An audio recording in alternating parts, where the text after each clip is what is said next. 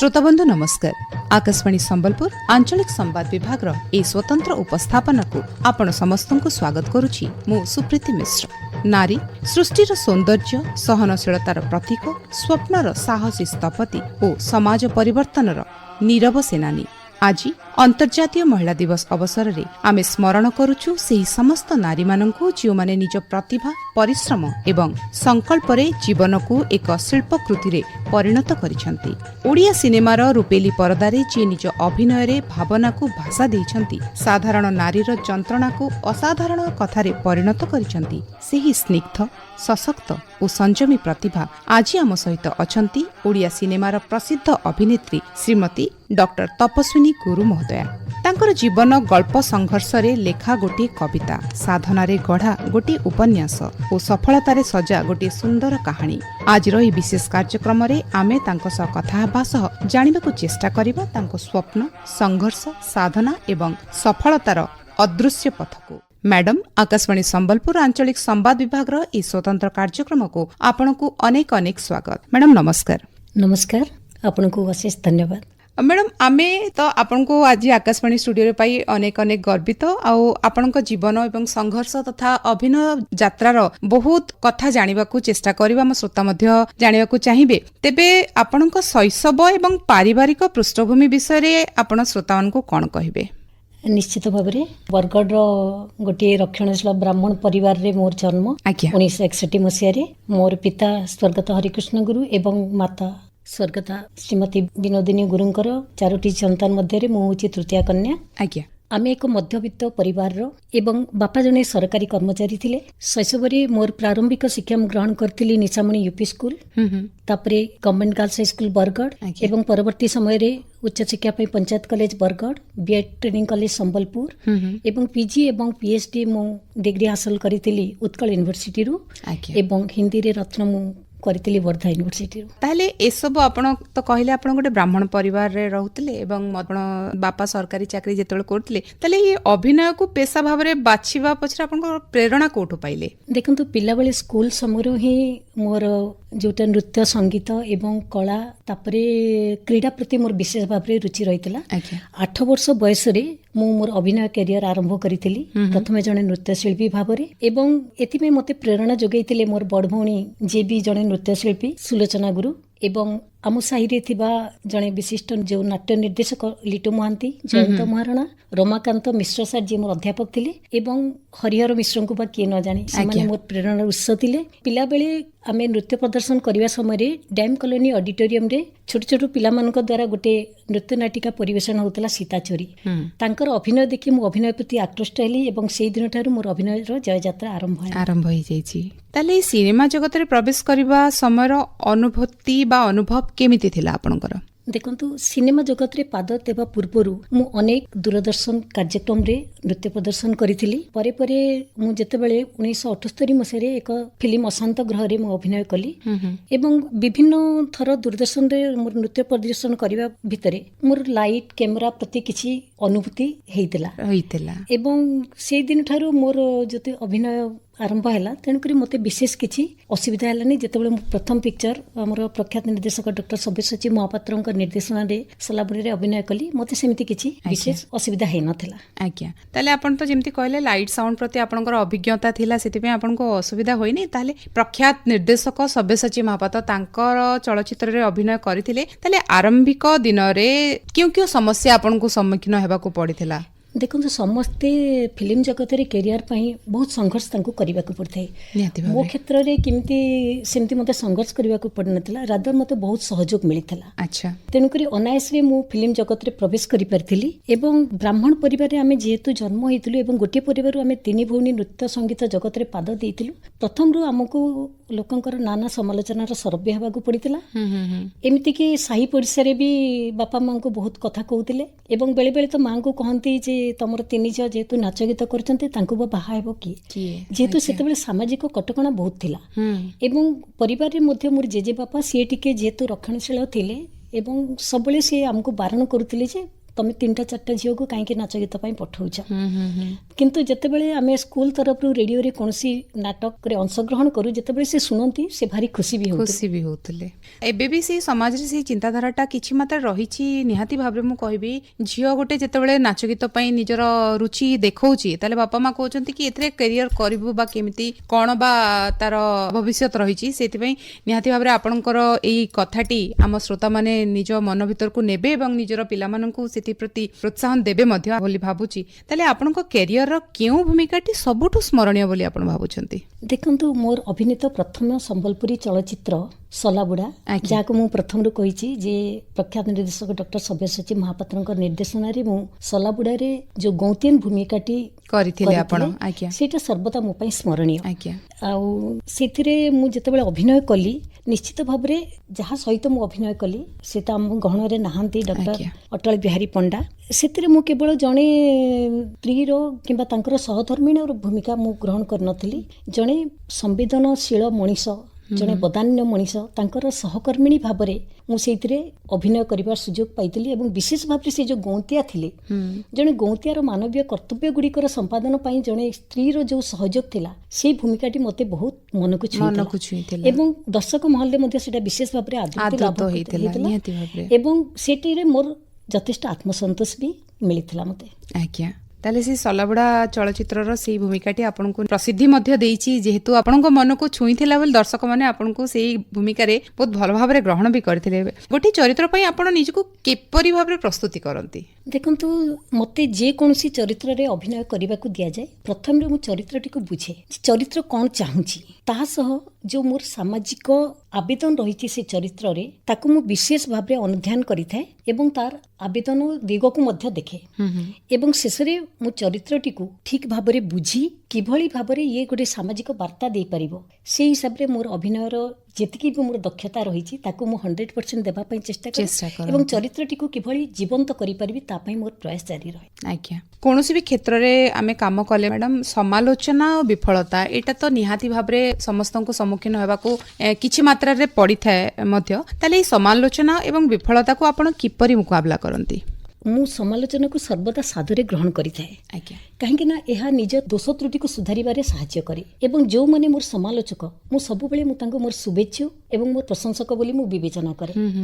କାହିଁକି ଜୀବନରେ ଯେଉଁ ସଂଘର୍ଷମୟ ଜୀବନ ରହିଛି ଏବଂ ଆମେ ଯେଉଁ ଫିଲ୍ମ ଜଗତରେ ପାଦ ଦେଇଥାଉ, ସେତେବେଳେ ସମାଲୋଚନାର ସରବ୍ୟ ହେବାକୁ ସମସ୍ତଙ୍କୁ ପ୍ରାୟ ପଡ଼ିଥାଏ। କିନ୍ତୁ ସେଇ ବିଫଳତା ମୋତେ କେବେ ମୋର କର୍ମକ୍ଷେତ୍ରରୁ ବା ମୋର ଅଭିନୟ କ୍ଷେତ୍ରରୁ ମୋତେ ବିଚ୍ୟୁତ କରିନାହିଁ କିମ୍ବା ଯାହା ବି ମୋତେ ସମାଲୋଚନା ହେଇଛି ସେ ସମାଲୋଚନାରେ ମୁଁ କେବେ ନିରୁତ୍ସାହିତ ବି ହେଇନାହିଁ। ତେଣୁକରି ସମାଲୋଚନା ନିଶ୍ଚିତ ଭାବରେ ଗୋଟେ କଳାକାରକୁ ଆଗକୁ ବଢ଼ିବାରେ ସାହାଯ୍ୟ କରିଥାଏ ବୋଲି ମୋର ନିଜସ୍ୱ ମତ ଏବଂ ନିଶ୍ଚିତ ଭାବରେ କୌଣସି ବି ସମୟରେ ଯଦି ଆମେ ଅଭିନୟ କରିବା ତାହେଲେ ଏଇ ସମାଲୋଚନାକୁ ପାଥେୟ କରିକି ହିଁ ଆମେ ଆଗକୁ ବଢ଼ିବାର ଆମକୁ ସୁଯୋଗ ମିଳିଥାଏ।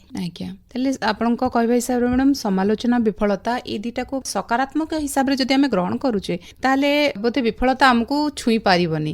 ଆଉ ଗୋଟେ କଳାକାର ହୁଅନ୍ତୁ କିମ୍ବା କୌଣସି ବି କ୍ଷେତ୍ରରେ ଏସବୁ ଜିନିଷକୁ ଗୋଟେ ସକାରାତ୍ମକ ମନୋଭାବ ନେଇକରି ଗ୍ରହଣ କରିବା ନିହାତି ଦରକାର। କଥାରେ ବି ଅଛି, ଫେଲିୟର ଇଜ ଦ ପିଲାର ଅଫ ସକ୍ସେସ୍। ସବୁବେଳେ ମୋର ପଜିଟିଭ ଥିଙ୍କିଂ, ପଜିଟିଭରେ ନେଲେ ନିଜକୁ କେବେ କୌଣସି ପ୍ୟାନିକ ହେବାକୁ ପଡେ ନାହିଁ। ବହୁତ ସୁନ୍ଦର କଥାଟିଏ କହିଲେ ମ୍ୟାଡାମ। ନାରୀ ଗୋଟେ ନାରୀ ପାଇଁ ସମାଜରେ ଗୁଡାଏ ଦାୟିତ୍ୱ ଥାଏ, ଆଉ ଜଣେ ନାରୀ ହିସାବରେ ଫିଲ୍ମ ଇଣ୍ଡଷ୍ଟ୍ରି ଯେମିତି ଆମେ କହୁ କି ସେଟା ଗୋଟେ ଅଲଗା ହିଁ ଦୁନିଆ ହେଇକି ଅଛି, ତ ସେଠି କାମ କରିବାର ଆପଣ କେମିତି ଅନୁଭବ କରନ୍ତି? ଦେଖନ୍ତୁ, ଜଣେ ନାରୀ ଭାବରେ ଫିଲ୍ମ ଇଣ୍ଡଷ୍ଟ୍ରିରେ କାମ କରିବା ନିଶ୍ଚିତ ଭାବରେ ଚ୍ୟାଲେଞ୍ଜିଂ ହେଇଥାଏ। କିନ୍ତୁ କଥା ହେଲା, ଯେହେତୁ ଘର ପରିବାର ନିଜର କର୍ମମୟ ଜୀବନ ଏସବୁକୁ ଯଦି ଆମେ ସମନ୍ୱୟ ରଖିପାରିବା ତାହେଲେ ଯେକୌଣସି କ୍ଷେତ୍ରରେ କାର୍ଯ୍ୟ କରିବା ନିଜର ଦୃଢ଼ ଇଚ୍ଛାଶକ୍ତି ବଳରେ ହିଁ ତାକୁ ସହଜ ଭାବରେ ମ୍ୟାନେଜ କରି ହେଇଯାଏ। ତେଣୁକରି ଜଣେ ନାରୀ ଭାବେ ମୋର ଯାହା ବି ଅନୁଭବ ରହିଛି ଯେ ଏହା ଏକ ସଂସ୍କାରମୂଳକ ବାର୍ତ୍ତା ଦେବା ପାଇଁ ନିଶ୍ଚିତ ଭାବରେ ଚଳଚ୍ଚିତ୍ରରେ ନାରୀ ଭୂମିକାର ଯଥେଷ୍ଟ ଆବଶ୍ୟକତା ରହିଛି। କାହିଁକି ନାରୀମାନେ ହିଁ ତାଙ୍କର ଯେଉଁ ନିଜର ଶାଶ୍ୱତ ଗୁଣାବଳୀ ଗୁଡ଼ିକ ସିନେମା ମାଧ୍ୟମରେ ସେମାନେ ଲୋକଙ୍କୁ ବାର୍ତ୍ତା ଦେଇପାରିବେ। ତେଣୁକରି କେବଳ ଯଦି ପୁରୁଷ ପ୍ରଧାନ ହେଇଯାଏ ଫିଲ୍ମଟି ତାହେଲେ ତାହା ପୂର୍ଣ୍ଣାଙ୍ଗ କେବେ ବି ହେଇପାରିବ ନାହିଁ। ଏଇଟା ମୋର ନିଜର ଯେଉଁ ଚିନ୍ତାଧାରା। ତେଣୁକରି ମୁଁ ଭାବେ ଯେ ସିନେମା ମାନଙ୍କରେ ଅଧିକରୁ ଅଧିକ ନାରୀ ଚରିତ୍ରର ସୃଷ୍ଟି ହେଉ ଏବଂ ସମାଜରେ ମଧ୍ୟ ସେତେବେଳେ ସାମାଜିକ କଟକଣା ଥିଲା, ବର୍ତ୍ତମାନ କିନ୍ତୁ ସମ୍ଭ୍ରାନ୍ତ ପରିବାରର ଝିଅ ବୋହୂମାନେ ବି ଫିଲ୍ମ ପ୍ରତି ଆଗ୍ରହୀ ହେଉଛନ୍ତି। ତେଣୁକରି ଯେତେ ପ୍ରତିଭା ସମ୍ପନ୍ନଶାଳୀ ନାରୀ ମାନେ ଆଗକୁ ଆସିବେ ନିଶ୍ଚିତ ଭାବରେ ସେ ସିନେମାଟି ମଧ୍ୟ ଭଲ ଉନ୍ନତ ମାନର ହେଇପାରିବ ଏବଂ ଦର୍ଶକଙ୍କର ମନୋରଞ୍ଜନ ସହିତ କିଛି ଶିକ୍ଷଣ ସାମାଜିକ ବାର୍ତ୍ତା ବି ଦେଇପାରିବ। ଆଜ୍ଞା, ତାହେଲେ ଯେମିତି ଆମେ କହିଲେ କି ଆପଣ ଗୁଡାଏ ଚ୍ୟାଲେଞ୍ଜର ସମ୍ମୁଖୀନ ହୋଇଥିଲେ, ତାହେଲେ ନାରୀ କଳାକାର ମାନେ ଯୋଉମାନେ ବି ଅଛନ୍ତି ସେମାନେ କୋଉ କୋଉ ଚ୍ୟାଲେଞ୍ଜର ସମ୍ମୁଖୀନ ହୁଅନ୍ତି ବୋଲି ଆପଣ ଭାବୁଛନ୍ତି? ଦେଖନ୍ତୁ, ନାରୀମାନେ ନିଶ୍ଚିତ ଭାବରେ ଫିଲ୍ମରେ ଯେତେବେଳେ ଅଭିନୟ କରୁଛନ୍ତି କିଛିଟା ସମସ୍ୟା ତ ଥାଏ, କିନ୍ତୁ ସେଇ ସମସ୍ୟାକୁ ବେଳେ ବେଳେ କେତୋଟି ମହିଳା ଅଭିନେତ୍ରୀ ଅଛନ୍ତି ଯୋଉମାନେ କି ଆରୋପ ପ୍ରତ୍ୟାରୋପ କରିଥାନ୍ତି, କିନ୍ତୁ ମୋ କ୍ଷେତ୍ରରେ ଅଦ୍ୟାବଧି ସେମିତି କିଛି ଘଟି ନାହିଁ। ମୁଁ ପ୍ରଯୋଜକ ନିର୍ଦ୍ଦେଶକଙ୍କ ଠାରୁ ଆରମ୍ଭ କରି ସମସ୍ତ କଳାକାରମାନଙ୍କ ଠାରୁ ଯଥେଷ୍ଟ ସମ୍ମାନ ପାଇଛି ଏବଂ ସହଯୋଗ ପାଇଛି। ଆଜିକାଲି ଯୋଉ କାଷ୍ଟିଂ କାଉଚ କଥା ଉଠୁଛି ଏବଂ ରାତାରାତି ଯୋଉ ସୁପରଷ୍ଟାର ହେବାର ଯୋଉ ଆକାଂକ୍ଷା ଯୁବପିଢି ରଖନ୍ତି, ନିଶ୍ଚିତ ଭାବରେ ଏ ତାଙ୍କୁ କୌଣସି ନା କୌଣସି ଅସୁବିଧାରେ ପକାଉଛି ବୋଲି ମୋର ବିଶ୍ୱାସ। ତେଣୁକରି ଯଦି ଆପଣ ଠିକ ଭାବରେ କାମ କଲେ ଏବଂ ଯଦି ଆପଣଙ୍କ ପାଖରେ ଶାଳୀନତା ରହିଲା, ସମୟାନୁବର୍ତ୍ତିତା ରହିଲା, ତାହେଲେ ଆପଣ କେବେ ବି କୌଣସି ଚ୍ୟାଲେଞ୍ଜର ସମ୍ମୁଖୀନ ହେବେ ନାହିଁ। କାହିଁକି ଇଣ୍ଡଷ୍ଟ୍ରିରେ ବର୍ତ୍ତମାନ ପୁରୁଷ ଏବଂ ନାରୀ କଳାକାର ଉଭୟଙ୍କୁ ସମାନ ମର୍ଯ୍ୟାଦା ଦିଆଯାଉଛି। ବହୁତ ସୁନ୍ଦର କଥାଟି କହିଲେ ମ୍ୟାଡାମ। ସିନେମା କିପରି ସମାଜ ପରିବର୍ତ୍ତନରେ ସାହାଯ୍ୟ କରିପାରେ ବୋଲି ଆପଣ ଭାବୁଛନ୍ତି? ଦେଖନ୍ତୁ, ସିନେମା ଗୋଟିଏ ଏମିତି ବୈଷୟିକ ସଂସ୍କରଣ ଯାହାକି ଉଭୟ ଦୃଶ୍ୟ ଏବଂ ଶ୍ରାବ୍ୟ। ତେଣୁକରି ସିନେମାରେ ଯେତେବେଳେ ଜଣେ ଅଭିନେତା ବା ଅଭିନେତ୍ରୀ ଅଭିନୟ କରନ୍ତି, ନିଶ୍ଚିତ ଭାବରେ ସମାଜ ପାଇଁ ତାହା ଉଦାହରଣ ସୃଷ୍ଟି କରିଥାଏ ଏବଂ ଅନୁକରଣୀୟ ମଧ୍ୟ ହେଇଥାଏ।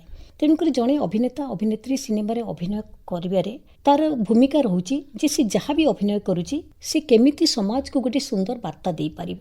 ଆପଣ ଦେଖନ୍ତୁ, ସିନେମାର ବିଭିନ୍ନ ପ୍ରକାର ଭେଦ ଭିତରେ ଯୋଉଟା ଆମର ରାଜନୀତି ରହୁଛି, ସାମାଜିକ ବାର୍ତ୍ତା ରହୁଛି ଏବଂ ସଂସ୍କାର ଧର୍ମୀ ବାର୍ତ୍ତା ରହୁଛି, ସିନେମା ସବୁବେଳେ ସମାଜକୁ ଏଇ ବାର୍ତ୍ତା ଦେଇଥାଏ ଯେ ସିନେମା ଦ୍ୱାରା ଲୋକ କେମିତି ପ୍ରଭାବିତ ହୁଅନ୍ତୁ ଏବଂ ଯାହା ବି ଆମେ ଅଭିନେତା ଅଭିନେତ୍ରୀ ଅଭିନୟ କରୁଛୁ ତାକୁ ତାର ଆଦର୍ଶକୁ ଲୋକ କେମିତି ଅନୁକରଣ କରନ୍ତୁ, ତାର ନେଗେଟିଭ ପାର୍ଟକୁ ନ ଦେଖି ପଜିଟିଭ ପାର୍ଟକୁ କେମିତି ସେମାନେ ଆଦରି ନିଅନ୍ତୁ। ତେଣୁକରି ସମାଜର ବିଭିନ୍ନ ସମସ୍ୟାକୁ ସିନେମା ମାଧ୍ୟମରେ ପ୍ରଦର୍ଶନ କରାଯାଏ ଏବଂ ସଂସ୍କାର ଧର୍ମୀ ବାର୍ତ୍ତା ମଧ୍ୟ ସିନେମା ମାଧ୍ୟମରେ ଦିଆଯାଏ। ତେଣୁକରି ସିନେମା ସବୁବେଳେ ବିପରୀତ ଦିଗକୁ ଦେଖୁଥିଲେ ମଧ୍ୟ ସେ ତାକୁ ସମାଧାନର ବାଟ ମଧ୍ୟ ସିନେମା ମଧ୍ୟରେ ଆମେ ଖୋଜି ପାଇଥାଉ। ତେଣୁ ନିଶ୍ଚିତ ଭାବରେ ସମାଜ ପରିବର୍ତ୍ତନରେ ସିନେମାର ଗୋଟିଏ ବିଶେଷ ଭୂମିକା ରହିଛି ବୋଲି ମୋର ମତ। ଏଇଠି ଆମେ ଜାଣିବାକୁ ଚାହିଁବୁ ମ୍ୟାଡାମ, ଆପଣଙ୍କର ଯେଉଁ ଚଳଚ୍ଚିତ୍ର ସଲାବୁଡ଼ା ହଉ କିମ୍ବା ଯେଉଁ ଚଳଚ୍ଚିତ୍ର ଆପଣ କରିଛନ୍ତି ସେଥିରେ ସମାଜକୁ କ'ଣ ବାର୍ତ୍ତା ଦିଆଯାଇଛି ବୋଲି ଆପଣ ଆମ ଶ୍ରୋତାମାନଙ୍କୁ ଟିକେ ଜଣାଇ ଦିଅନ୍ତୁ। ଦେଖନ୍ତୁ, ମୁଁ ଆଗରୁ ତ ଓଡ଼ିଆ ପିକ୍ଚର ମୁଁ କରିଥିଲି, କିନ୍ତୁ ଯେତେବେଳେ ମୁଁ ସମ୍ବଲପୁରୀ ପିକ୍ଚର କଲି, ସବ୍ୟସାଚୀ ମହାପାତ୍ରଙ୍କର ଗୋଟିଏ ବିଶେଷ ଉଦ୍ଦେଶ୍ୟ ରହିଥାଏ ତାଙ୍କର ସମ୍ବଲପୁରୀ ସିନେମା ତିଆରି କରିବାରେ, ଯାହା ପାଇଁ ସେଟା ସମସ୍ତଙ୍କ ଦ୍ୱାରା ଆଦୃତ ବି ହେଇଥାଏ। ଆମର ସମ୍ବଲପୁରୀ ଭାଷା, ସଂସ୍କୃତି, ପରମ୍ପରା ଏସବୁକୁ ନେଇ ପିକ୍ଚର ତିଆରି ହୁଏ। ତେଣୁକରି ସଲାବୁଡ଼ା, ଆଦିମ ବିଚାର ଓ ସଲାବୁଡ଼ାର ବଦଳାରେ ଏସବୁ ବାର୍ତ୍ତା ରହିଛି। ଆମେ ଲୁକାୟିତ କଳାକୁ ସେ ଲୋକଲୋଚନକୁ ଆଣିଛନ୍ତି। ଯେମିତି ସଲାବୁଡ଼ାରେ ସଲାବୁଢ଼ାଙ୍କ ଠାରୁ ଲୋକ ବହୁତ କଥା ଶିଖିପାରିଛନ୍ତି। ସେ କିଭଳି ବଦାନ୍ୟ ବ୍ୟକ୍ତି ବିଭିନ୍ନ ଘାତ ପ୍ରତିଘାତରେ ମଧ୍ୟ ନିଜର ସର୍ବସ୍ୱ ହରେଇ ତାଙ୍କର ସବୁ ସମ୍ପତ୍ତି ପ୍ରଜାଙ୍କ ପାଇଁ ସେ ଦାନ କରିଛନ୍ତି ଏବଂ ପ୍ରଜାକୁଳକୁ ସେ ବଞ୍ଚାଇବା ପାଇଁ ତତ୍ପର ଥିଲେ। ଯେତେବେଳେ ତାଙ୍କୁ ରାଜା ବି ତାଙ୍କର ଗୌନ୍ତିଆଗିରି ଜବତ କରିବାକୁ ଆସିଥିଲେ, ତାଙ୍କର ଆଚାର ବ୍ୟବହାର ମାର୍ଜିତ ଏତେ ଥିଲା ଏବଂ ସେ ସବୁ ନିଃସ୍ୱ ହେଲା ପରେ ମଧ୍ୟ ତାଙ୍କର ପ୍ରଜାକୁଳ ତାଙ୍କ ପ୍ରତି ଆସକ୍ତି ଯୋଉ ଥିଲା, ସମସ୍ତେ ଯାହା ପାଖରେ ଯାହା ଥିଲା ଆଣି ଦେଇକି ରାଜାଙ୍କୁ ସନ୍ତୁଷ୍ଟ କରିଥିଲେ। ତେଣୁକରି ରାଜା ତାଙ୍କୁ ଗୌନ୍ତିଆଗିରିରୁ ହଟେଇବା ଚକ୍କରରେ ଯୋଉ ଆସିଥିଲେ, ସେ ପୁନର୍ବାର ତାଙ୍କୁ ଆହୁରି ମଧ୍ୟ ଅଧିକା ଦେଇକି ଯାଇଥିଲେ। ତ ଏସବୁ ଶିକ୍ଷା ନିଶ୍ଚିତ ଭାବରେ ଆମେ ସିନେମାରୁ ଶିଖିପାରୁଛୁ। ତେଣୁକରି ଆଜିକାଲି ଯୋଉ ଆମେ ସ୍ୱାର୍ଥପର ମଣିଷ ହେଇଯାଉଛୁ, ତାଙ୍କଠୁ ଆମେ ଶିଖିବା କଥା ଯେ ସମାଜରେ ଆଦର୍ଶ କେମିତି ବଞ୍ଚି ରହିବ ଏବଂ ଆମେ କିଛି ନେଇକି ଯିବା ନାହିଁ, ଯାହା ପାରୁ ଆମେ ଲୋକଙ୍କୁ ଦେଇକି ଯିବା କଥା। ସମାଜ ଏତେ ବଦଳୁଛି, ଧୀରେ ଧୀରେ ଏସବୁ ଜିନିଷ ଲୁକାୟିତ ହେବାରେ ଯାଉଛି। ଆଉ ଯେମିତି ସବ୍ୟସାଚୀ ମହାପାତ୍ର ସାର୍ଙ୍କର ଫିଲ୍ମ ଗୁଡ଼ିକରେ ଆମେ ଦେଖିବାକୁ ପାଇଛୁ କି ପଶ୍ଚିମ ଓଡ଼ିଶାର ପାର୍ଟିକୁଲାରଲି ଆମେ ଯଦି କହିବା କଳା, ସଂସ୍କୃତି, ଲୋକ ପରମ୍ପରାକୁ ସେ ବହୁତ ସୁନ୍ଦର ଭାବରେ ପ୍ରତିଫଳିତ କରିଥାନ୍ତି। ତାର ଗୀତ କୁହନ୍ତୁ, ଗାଁର ସାଧାରଣ ଗ୍ରାମବାସୀ ଭୂମିକାରେ ଜଣେ ଯଦି ପେଶାଦାର କଳାକାର ବି ନୁହେଁ, ସେ ନିଶ୍ଚିତ ଭାବରେ ଏତେ ଜୀବନ୍ତ ଅଭିନୟ କରି ଯେ ସେ ପିକ୍ଚରଟି ଦେଖିବା ପାଇଁ ବହୁତ ଭଲ ଲାଗେ। ଆଜ୍ଞା, ବହୁତ ବହୁତ ବଢିଆ ମ୍ୟାଡାମ। ଆଗକୁ ବଢିବା, ଜଣେ କଳାକାର ଭାବେ ଆପଣଙ୍କର ସାମାଜିକ ଦାୟିତ୍ୱ କ'ଣ ରହିଛି ବୋଲି ଆପଣ ଭାବୁଛନ୍ତି? ଦେଖନ୍ତୁ, ମୁଁ ତ ଜଣେ ନାରୀ ଅଭିନେତ୍ରୀର ଆଖ୍ୟା ମତେ ଦର୍ଶକ ମାନେ ଦେଇଛନ୍ତି। ମୁଁ ନୃତ୍ୟ ଶିଳ୍ପୀ ଥିଲି, ତେଣୁକରି ଜଣେ କଳାକାର ସ୍ୱୀକୃତି ପାଇଲା ପରେ ତାର ସାମାଜିକ ଦାୟିତ୍ୱ ନିଶ୍ଚିତ ଭାବରେ ବଢି ଯାଇଥାଏ। କାହିଁକି ନା ଜଣେ କଳାକାର ବା ଜଣେ ଅଭିନେତା ଅଭିନେତ୍ରୀ ଯାହା ବି ଅଭିନୟ କରନ୍ତି, ତାକୁ ଲୋକ ଉଦାହରଣ ରୂପରେ ନିଅନ୍ତି ଏବଂ ଅନୁକରଣ ମଧ୍ୟ କରିଥାନ୍ତି। ଯେତେବେଳେ ସମାଜର ଲୋକେ ତାକୁ ଅନୁକରଣ କରିବାକୁ ଚେଷ୍ଟା କରନ୍ତି ସେତେବେଳେ ଜଣେ କଳାକାର ଦାୟିତ୍ୱ ନିଶ୍ଚିତ ଭାବରେ ପଡ଼ିଥାଏ। ତେଣୁ ଜଣେ ନାରୀ କଳାକାର ହିସାବରେ ମୁଁ ତ ଚାହିଁବି ଯେ ସମାଜରେ ଆହୁରିରୁ ଆହୁରି ଅଧିକ କଳାକାର ଜନ୍ମ ନିଅନ୍ତୁ, କଳାର ଜୟଯାତ୍ରା ଅବ୍ୟାହତ ରହୁ ଏବଂ ସିନେ ଜଗତକୁ ସବୁ କଳାକାର ମାନେ କେମିତି ସମୃଦ୍ଧ କରନ୍ତୁ ଏବଂ ସମସ୍ତଙ୍କର ସହଯୋଗ ସହାବସ୍ଥାନରେ ଫିଲ୍ମ ଇଣ୍ଡଷ୍ଟ୍ରି ଆହୁରି ଆଗକୁ ଯାଉ, ଏଇଟା ହିଁ ମୋର କାମନା ରହିବ। ତେବେ ଟିକେ ବ୍ୟକ୍ତିଗତ ଜୀବନ ବିଷୟରେ ଆମେ ନିହାତି ଭାବରେ ଜାଣିବା। ବ୍ୟକ୍ତିଗତ ଏବଂ ବୃତ୍ତିଗତ ଜୀବନରେ ସମତୁଲ ଆପଣ କିଭଳି ଭାବେ ରଖନ୍ତି? ଏଇଟା ତ ଗୋଟେ ବହୁତ ଭଲ ପ୍ରଶ୍ନ କହିବାକୁ ଗଲେ। ପ୍ରଥମେ କହିବି ମୁଁ ବ୍ୟକ୍ତିଗତ ଜୀବନରେ ପ୍ରଥମେ ମୋ ସ୍ତ୍ରୀ, ଦ୍ୱିତୀୟରେ ମୋ ମା। କିନ୍ତୁ ଯେତେବେଳେ କର୍ମମୟ ଜୀବନ ଆସୁଛି ସେତେବେଳେ ମୁଁ ଗୋଟିଏ ପୌର ସଂସ୍ଥା ଭଳି ଗୋଟିଏ ସମସ୍ୟା ବହୁଳ ସଂସ୍ଥାର ନିର୍ବାହୀ ଅଧିକାରୀ ରୂପେ ମୋର କାର୍ଯ୍ୟ ତୁଲାଉଥିଲି। ତେଣୁକରି ଏ ଦୁଇଟାରେ ସନ୍ତୁଳନ କରିବା ପାଇଁ ହେଲେ ନିଜର ଦୃଢ଼ ଇଚ୍ଛା ଶକ୍ତିର ଆବଶ୍ୟକତା ଥାଏ ଏବଂ ଆଗ୍ରହର ଆବଶ୍ୟକତା ଥାଏ। ତେଣୁକରି ମୋ କ୍ଷେତ୍ରରେ ମୁଁ ଦୁଇଟାକୁ ବହୁତ ସୁନ୍ଦର ଭାବରେ ମ୍ୟାନେଜ କରିଥିଲି। ପରିବାରରେ ସ୍ୱାମୀଙ୍କର ପୁଅଙ୍କ ଠାରୁ ମୁଁ ପ୍ରେରଣା ପାଉଥିଲି, ସହଯୋଗ ପାଉଥିଲି। ବିନା ସହଯୋଗରେ ଜଣେ ପାରିବାରିକ ସହଯୋଗ ନହେଲେ ଗୋଟେ ନାରୀ କଦାପି ଆଗକୁ ବଢି ପାରିବ ନାହିଁ। ତେଣୁକରି ମୋ ସ୍ୱାମୀ ସବୁବେଳେ ମୋ ଉପରେ ଉତ୍କର୍ଷ ଦେଖିବାକୁ ଚାହାନ୍ତି। ତ ତେଣୁକରି ମୋତେ ପରିବାରରେ କୌଣସି ପ୍ରକାର ଅସୁବିଧା ହେଇନାହିଁ। ସେଇପରି ଭାବରେ ମୁଁ ଯଦି ଦେଖିବି ମୋର କର୍ମମୟ ଜୀବନ, ତାହେଲେ ମୁଁ କର୍ମମୟ ଜୀବନରେ ଯେଉଁଠାରେ ବି ଅବସ୍ଥାପିତ ହେଇଛି ମୁଁ ସମସ୍ତଙ୍କ ଠାରୁ ଅକୁଣ୍ଠ ସହଯୋଗ ପାଇଛି। ମୋର ଉପରିସ୍ଥ ଅଫିସର ହୁଅନ୍ତୁ, ମୋର ସହକର୍ମୀଗଣ ହୁଅନ୍ତୁ, ସମସ୍ତେ ସେମାନେ ମୋତେ ଅଭିନୟ କରିବା ପାଇଁ ଉତ୍ସାହିତ କରିଛନ୍ତି, କେବେ ନିରୁତ୍ସାହିତ କରିନାହାନ୍ତି। ଦ୍ୱିତୀୟ କଥା ହେଲା ଜଣେ ଅଭିନେତ୍ରୀକୁ ନିର୍ବାହୀ ଅଧିକାରୀ ହିସାବରେ ଦେଖିବାରେ ସେମାନେ ଗୌରବ ମଧ୍ୟ ଅନୁଭବ କରିଛନ୍ତି। ତେଣୁକରି ଦୁଇଟାକୁ ସମତୁଲ ଭାବେ ରଖିବା ପାଇଁ ମୋତେ କେବେ କୌଣସି ଅସୁବିଧାର ସମ୍ମୁଖୀନ ହେବାକୁ ପଡ଼ିନାହିଁ। ଦର୍ଶକ ମାନଙ୍କ ସମର୍ଥନ ଆପଣଙ୍କ ପାଇଁ କେତେଟା ଗୁରୁତ୍ୱପୂର୍ଣ୍ଣ ବୋଲି ଆପଣ ଭାବୁଛନ୍ତି? ଦେଖନ୍ତୁ, ଗୋଟେ କଳାକାର ଜୀବନରେ ଦର୍ଶକଙ୍କର ସମର୍ଥନ ବହୁତ ମାନେ ରଖେ।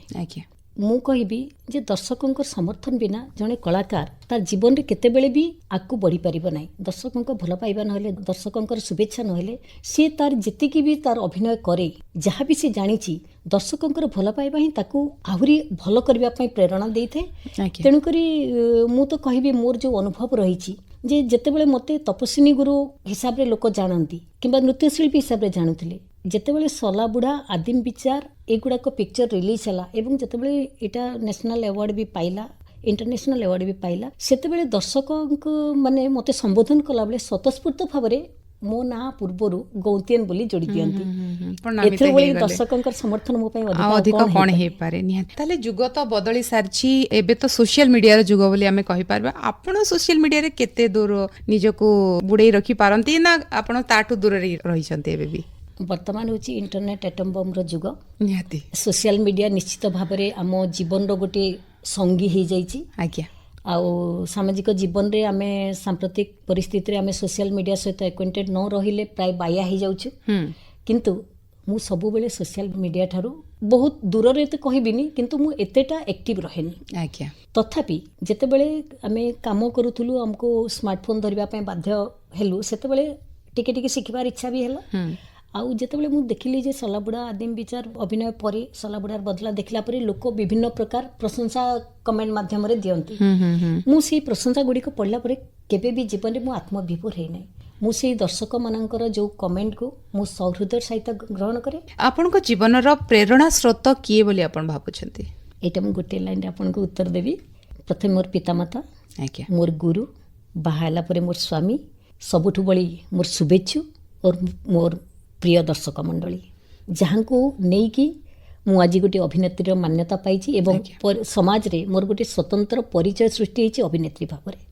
ଆପଣ ସିନା ଗୋଟେ ଲାଇନରେ କହିଦେଲେ, କିନ୍ତୁ ଦେଖିବାକୁ ଗଲେ ଏଥିରେ ବହୁତ ତାତ୍ପର୍ଯ୍ୟ ରହିଛି। ଆପଣ ଜୀବନର ପ୍ରତିଟି ମୁହୂର୍ତ୍ତରେ, ପ୍ରତିଟି ଷ୍ଟେଜରେ ସମସ୍ତଙ୍କଠୁ କିଛି ନା କିଛି ଶିଖିଛନ୍ତି ଆଉ ତାଙ୍କଠୁ ପ୍ରେରଣା ପାଇଛନ୍ତି ବୋଲି ଆପଣ ଏଇ କଥାଟି କହିପାରିଲେ। ନିହାତି ଭାବରେ ଜଣେ କଳାକାର ହିସାବରେ ଆପଣଙ୍କ କୃତି ଗୁଡ଼ିକର କିଛି ବିଶେଷ ସ୍ୱୀକୃତି କ'ଣ ହେଇପାରେ ବୋଲି ଆପଣ ଭାବୁଛନ୍ତି?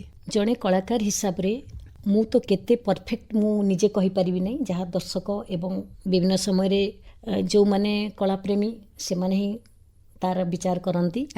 ତେଣୁକରି ମୋର କଳା ଜୀବନରେ ସାମଗ୍ରିକ କଳାକୃତିକୁ ନେଇ ମୁଁ ଅନେକ ମଞ୍ଚରୁ ସରକାରୀ ସ୍ତରରେ ଏବଂ ବେସରକାରୀ ଅନୁଷ୍ଠାନମାନଙ୍କରୁ ବହୁତ ସମ୍ମାନ ଏବଂ ସମ୍ବର୍ଦ୍ଧନା ପ୍ରାପ୍ତ ହୋଇଛି।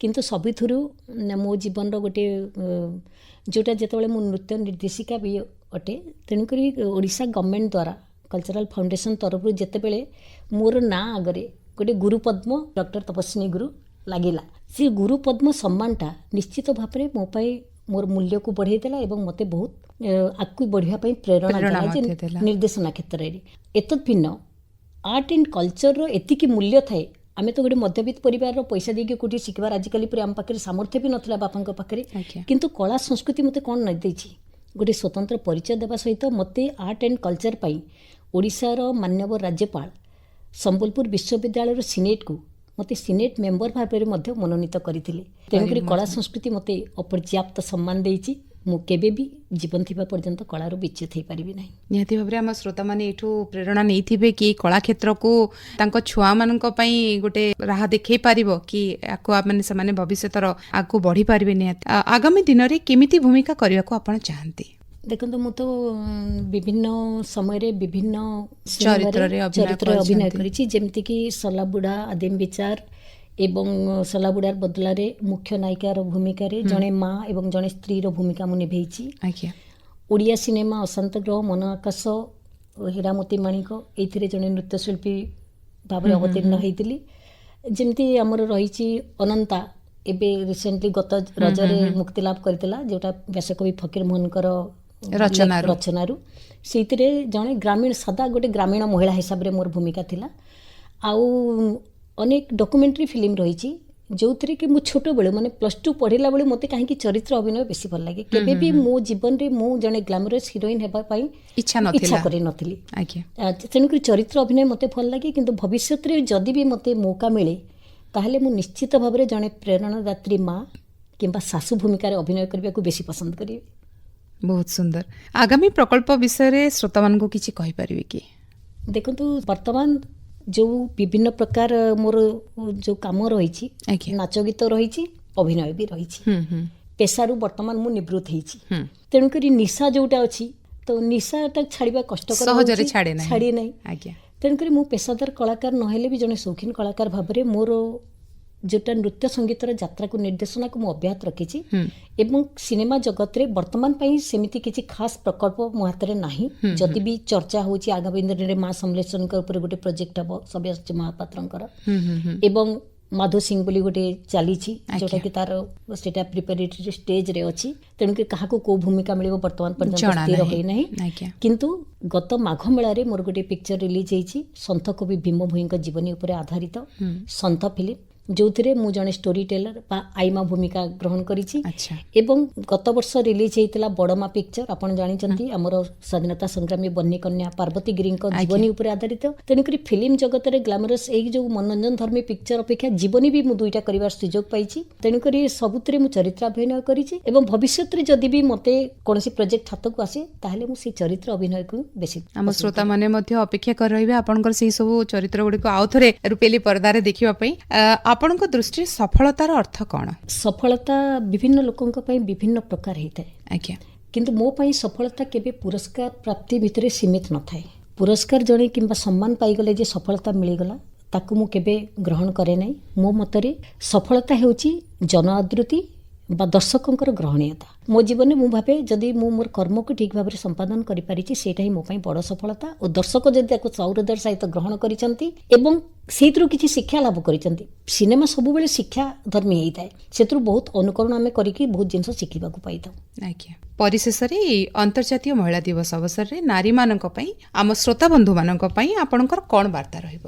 ସର୍ବପ୍ରଥମେ ତ ମୁଁ ଆନ୍ତର୍ଜାତିକ ମହିଳା ଦିବସ ଅବସରରେ ଆପଣଙ୍କ ସମେତ ସମସ୍ତ ନାରୀ ସମାଜକୁ ମୋର ଶୁଭେଚ୍ଛା ଓ ଅଭିନନ୍ଦନ ଜଣାଇବି। ଆଜ୍ଞା ମୁଁ କହିବି कोमल है कमजोर नहीं तू शक्ति का नाम नारी है जग को जीवन देने वाली मौत भी तुझसे हारी है मौत भी तुझसे हारी है मौत भी तुझसे हारी है।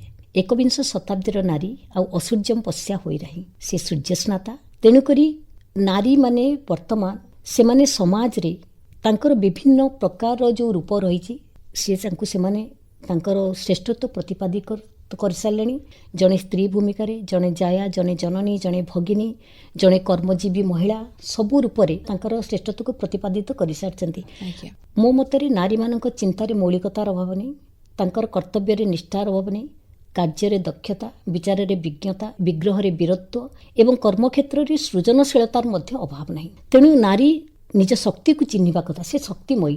ନାରୀର ଯେଉଁ ଦୟା କ୍ଷମା ସହନଶୀଳତା ଏଇ ଯେଉଁ ଶାଶ୍ୱତ ଗୁଣାବଳୀ ଗୁଡ଼ିକ ସମାଜରେ ପ୍ରଭାବଶାଳୀ ହେଉ ନାରୀ କେବେ ତାର ଅଧିକାର ଚାହେଁ ନାହିଁ से सबुबेले चाहे तार कर्तव्य संपादन करिवार सुजोग तेणु नारी तार पणत कानीर आवरण तळु बाहरी आज जेतेबेले से माने महाकाश रे पाद थापिलेणी सेतेबेले से निजर शक्ति को चिन्हिबार आवश्यकता रही एवं पणतकांड आवरण तळु बाहरी आसी से समाज रो समस्या बहुल जो जहाँ भी तांको पाई कुसंस्कार रही ता संपर्क रे से स्वर उत्तोलन करिबार यथेष्ट आवश्यकता रही एवं विशेष भाव रे नारी माने तांकर दक्षता को योग्यता को प्रमाणित करिबार अछि मु कहबी जे नारी हेउची शक्तिमयी जुगे जुगे सत्यालिंगी शिव को आराधना कले ही पूर्णता प्राप्ति होते केवल नारी किंबा कौन पुरुष से दुई जन केबे भी जदि एक खेली न पारिबे ताहले कौन समाज नुहे आपण भी गोटे कथा आपण देखंतु जे आपण जे कोनसी विश्वर के पृथ्वीर अभिधान खोजंतु गोटे शब्द पाइबे मदर टंग बा मातृभाषा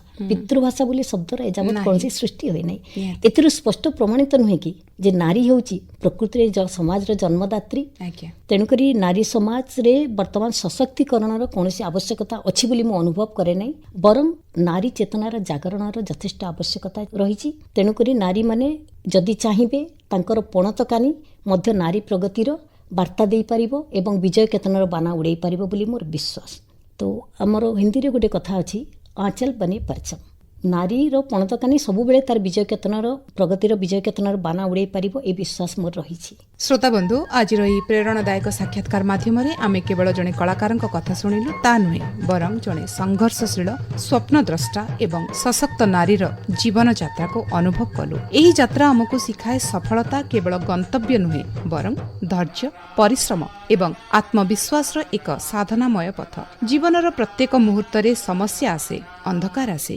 किंतु साहस और संकल्प थिले से अंधकार मध्यरु आलोक जन्म नै थाए। आज हमर अतिथिक अनुभव एवं चिंताधारा आम समस्तंक पई एक पथ प्रदर्शक दीपशिखा जहाँ नारी मानकु स्वप्न देखिबार साहस सी स्वप्न को साकार करिबार शक्ति और निजको सम्मान करिबार शिक्षा दिए। अंतर्जातीय महिला दिवस केवल गोटे दिनर उत्सव पालन नुहे बरं ଏହା ହେଉଛି ନାରୀର ସାମର୍ଥ୍ୟ ସଂଘର୍ଷ ଏବଂ ସଫଳତାକୁ ପ୍ରତିଦିନ ସମ୍ମାନ କରିବାର ଏକ ସଂକଳ୍ପ। ଶେଷରେ ଶ୍ରୀମତୀ ତପସ୍ୱିନୀ ଗୁରୁଙ୍କୁ ତାଙ୍କର ମୂଲ୍ୟବାନ ସମୟ ସରଳ ଏବଂ ସତ୍ୟନିଷ୍ଠ ଅନୁଭବ ବାଣ୍ଟିବା ପାଇଁ ଆମ ହୃଦୟରୁ କୃତଜ୍ଞତା ଜଣାଉଛୁ। ମ୍ୟାଡାମ ଆପଣଙ୍କୁ ବହୁତ ବହୁତ ଧନ୍ୟବାଦ ଆକାଶବାଣୀ ଷ୍ଟୁଡିଓକୁ ଆସିକି ଏହି ଅନ୍ତର୍ଜାତୀୟ ମହିଳା ଦିବସରେ ନାରୀ ସଶକ୍ତିକରଣ ଉପରେ ଏତେ ସୁନ୍ଦର ଭାବରେ ସରଳ ଭାବରେ ସମସ୍ତଙ୍କୁ ବୁଝେଇଥିବାରୁ ଅଶେଷ ଅଶେଷ ଧନ୍ୟବାଦ। नमस्कार मैडम आपण मानक भी बहुत बहुत धन्यवाद एवं आकाशवाणी संबलपुर को विशेष भाव में मोर कृतज्ञता जनइबी जे मोर जोटा अंतर्निहित कथा ए नारी समाज को जहाँ मुझे जनइबा पाई मो नारी समाज को बहुत भल पाए एवं नारी प्रगति मोर सब बेले मोर आकांक्षा थाए चाकरी कला दिन टू आज पर्यंत तेणुक अंतर्जातीय महिला दिवस अवसर में आपण मते एठी किछि नारी मानक वार्ता देवार सुजोग देइथिबारु आपनको मध्य बहुत बहुत धन्यवाद। नमस्कार। नमस्कार मैडम।